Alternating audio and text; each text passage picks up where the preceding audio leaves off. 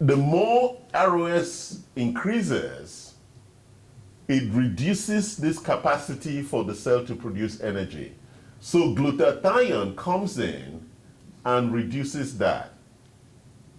And if this mechanism is working very well, the genes are also upregulated to produce more glutathione, which reduces this, so the cell runs efficiently, so there is more energy being produced. And the energy being produced drives the immune system. If the glutathione supply is less, Then the ROS then accumulates. the ROS increases. Yes, and reduces the energy production. And Therefore your immune system, your immune cells don't have the energy for what they need to do. so all of those systems has to be like In balance. sync, yeah. Yes, that's what we call homeostasis. All these systems have to be in balance. So with the coronavirus, if you have attack, so your mitochondria. So if you have attack, the immune cells that are fighting must be producing a maximum energy. Yes, they must have maximum energy for performance.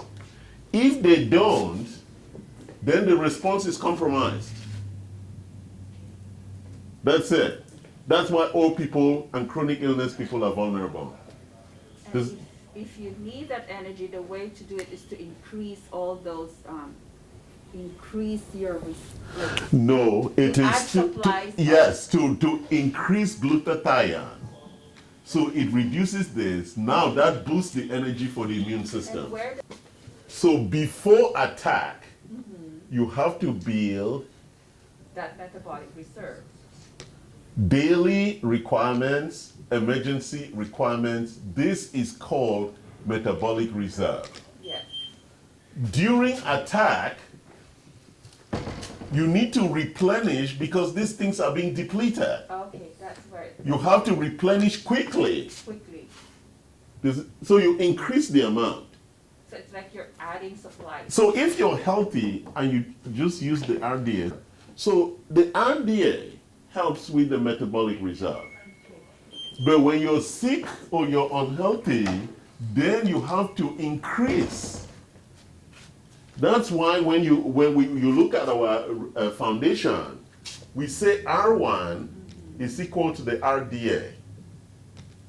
R2 is equal to the clinical imbalances. All of this is to build the metabolic reserve. That's the critical thing, right? And what does the metabolic reserve give you? I taught you this already. It gives you physiological resilience. You can survive the fight. The metabolic reserve gives you physiological resistance. You can survive the fight. And as I said it in Ezekiel, in the end you're standing, or efficient, sorry. You survive the fight. That's what this is. So when the devil attacks, that's what the Bible says. That's not when you go and read the Bible.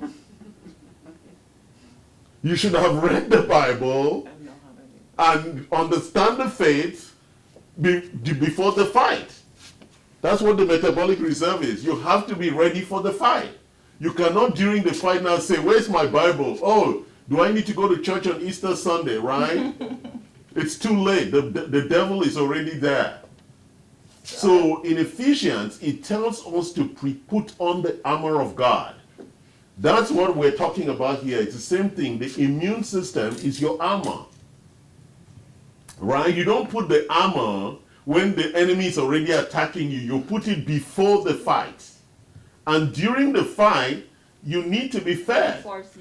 Reinforcements. Okay. Right? Is that clear? Giving you some good examples. Yeah. So I have a question in regards to the rumors, because I don't know how true it is about this being a wave, this being the initial first wave, and there's yes, it's correct. So I do agree with that. Yes, because the virus is mutating, okay, and it's going to come again. So it's going to get stronger, or people who are. How would I know whether it's going to get stronger? No, I'm just saying, like. Yeah, it would.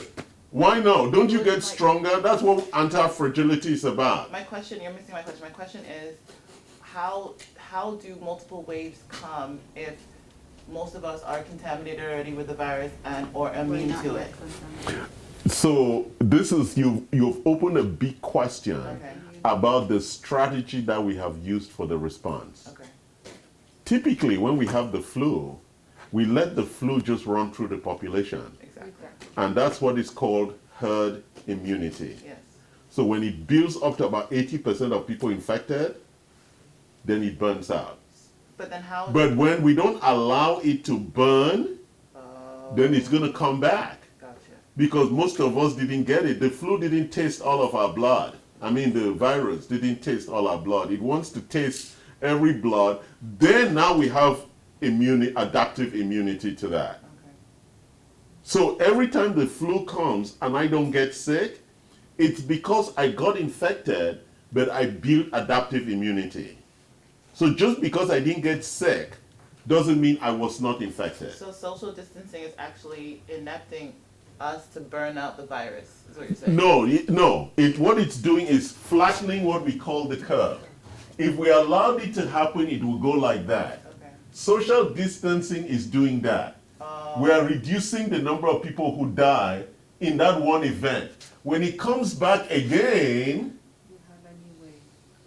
then we do another social distancing again, and that's the argument I raised. How long are we going to be doing social distancing? As a strategy, it's not sustainable. Exactly, but how does that second wave initiate is my question. We don't know. Oh, We don't even know where it's going to show up. okay. Okay. Because what happened is that people traveled from Wuhan to Italy.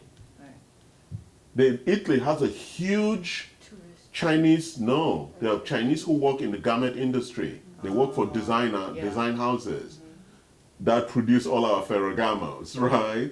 And that's really where the hotbed is. That's why it really attacked Italy so badly. Because there's a lot of Chinese people going there who are workers who live in very poor conditions, right? The ones who came to America went to Seattle. That's where Washington happened, right? Seattle, Washington, that's where it happened. So you can find how these hotspots generate. Now that the virus is in America, we don't know, because it could be sitting inside of me, waiting for my metabolic reserves to go low. So that's the whole point. Like it's Then waiting it for comes. your immune system for you not to be on point. On guard, yes. And then it attacks. Shows up. Okay. Because it's sitting quietly, waiting. Right. Because it's hiding, because my armed forces are very tough. So it's hiding. Then what happens? I get food poisoning. Right. Now my immune system is distracted, then it shows up. Okay. Is that making sense? So that's why a lot of people in the first couple of days either have a cough, or they have digestive issues, or they have brain issues. So it goes where the weakness is. Pink eye. They some have pink eye. Yes, it goes where the weakness is. So that was my question that you kind of asked. I asked last week, but I have new viewers right now. So basically, it doesn't just the COVID doesn't just attack your lung. It attacks any part of your organ that is weak. Correct. That is, the metabolic reserve is weak. Okay. In terms of what weakens your metabolic reserve, we've gone through some of the things. The antioxidant, the energy levels are low, you have bacterial attack, you've been sick, you have chronic illness, the organ is already weak, right?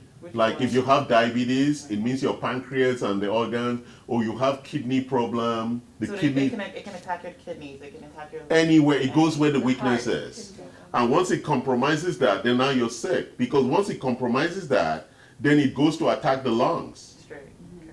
right? And then they put you on ventilator, and then your whole system is in confusion. But in the lungs, is it the pneumonia bacteria that takes over, or it's just No, well, the viruses really don't kill you. It's the bacteria that kills you. Yeah, that's what. Yeah, that's why they're using azithromycin and hydrochloroquine as a combination solution. Is is it working? Yes. Well, For some people. with question marks. Yes, but mostly it works in the context of what works in America, which is that there are some side effects. Exactly. Yeah.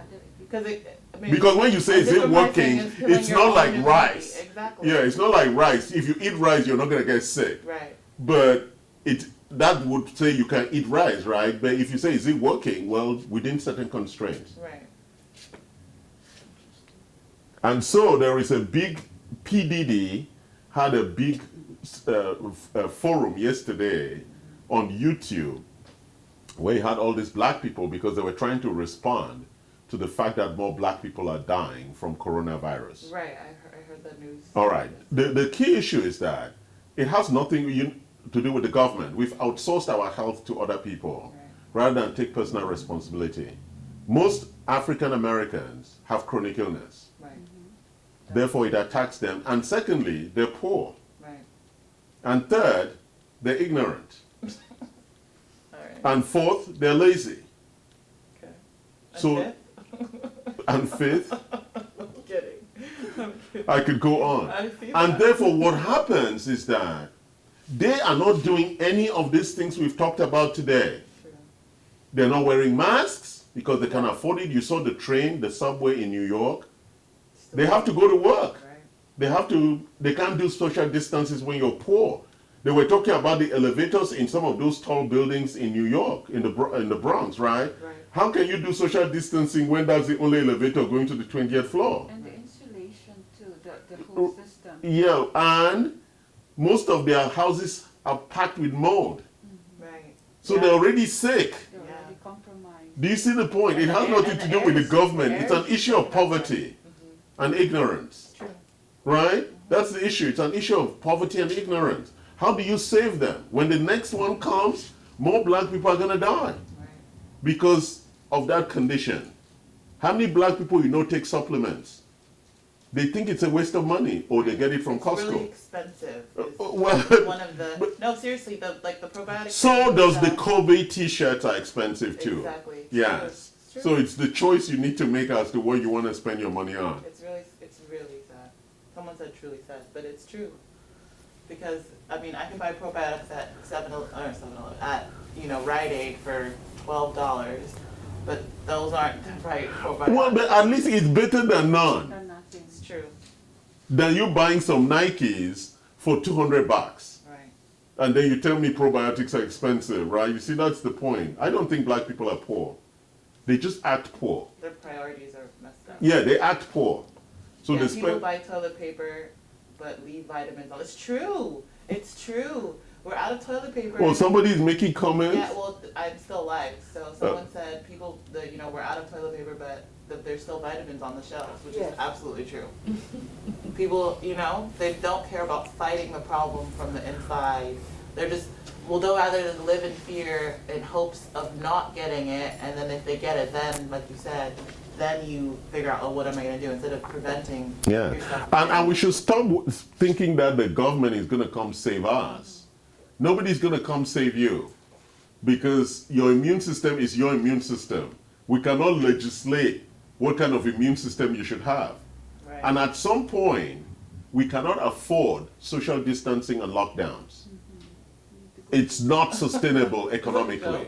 Someone said, do you need prebiotics before the probiotics? I'm not sure. You need both. Both. You need it's both. real? Oh, Yes. Oh, he's serious. So the prebiotics are fibers. Okay. And they are good because they create a good microbial diversity, Okay. and it helps with digestion. It slows it down, so food is not rushing through you. So you need prebiotics and probiotics. Okay. I didn't show you any of our prebiotics today, but you have some very smart people who are following you, Karen. Okay. I appreciate that. Do not do that because There were some very smart people. So look at that's a prebiotic. It's a fiber. It's a paleo fiber.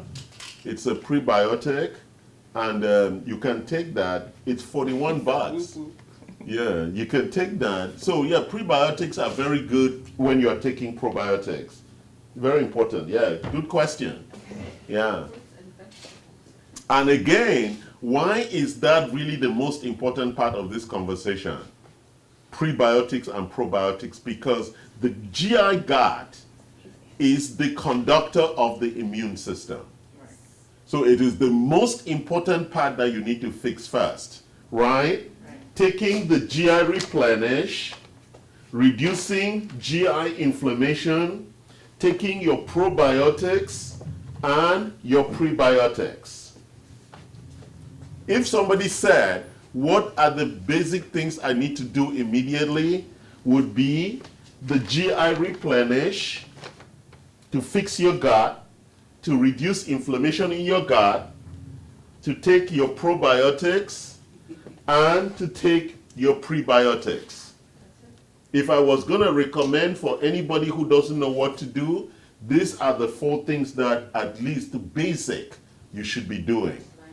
Yeah. Before you then want to do the core minerals, the vitamin C, the D, it is important you create the defense to clean your GI. It's really almost the most critical thing for you to do. So a proper immune supplementary intake is all of those pills on the table? It depends whether you're vulnerable. Okay. So that's why we do a lot of testing. Okay. You don't have to take all of it, because like young people like you need only panic if I have to take all those pills every day. Yes, you have to take it if you come to my clinic and you're sick. Yeah, if you have asthma, Yeah.